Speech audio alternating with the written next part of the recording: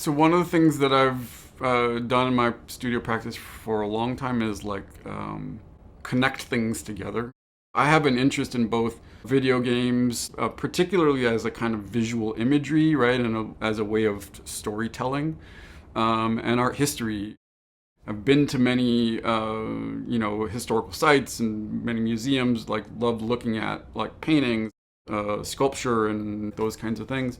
And after graduate school, I was fortunate enough to live in Italy for a short period of time.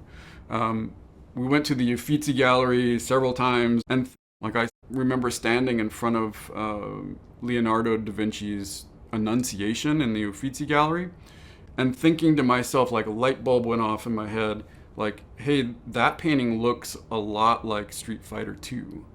And there are a lot of visual similarities between that painting and Street Fighter. As an art historian, I might have written an essay about it, right? But as an artist, what I did was I went back to my studio and I made a painting of sort of a hybrid Street Fighter Annunciation painting. And I've made several of these things over the years. That sort of started me down a path of looking for connections between video games and art history and sort of pulling things together. In art history, you see a lot of images repeated, right? And same thing in video games, there are how many versions of Legend of Zelda, right? And part of that is because that narrative is powerful, and the more that you repeat a narrative, it starts to attach itself with tradition or the idea of nostalgia, you know what I mean? And so then when the new Legend of Zelda game comes out, right, or whatever game that you happen to like, it's a new experience in a world that you already know, right? It's like a new version of the same thing. It might be slightly different mechanic or an upgrade in sort of the visuals or whatever.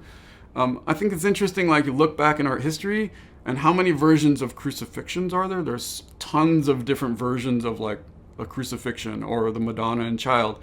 And some of it is the evolution of artists' ability to tell that story with an image, right? Some of it is variations in dogma, highlighting this or that, right? So it's a different version of the story. Those are things that I'm thinking about in the studio is not that the paintings are necessarily about that, but they're part of the reasoning for putting things together.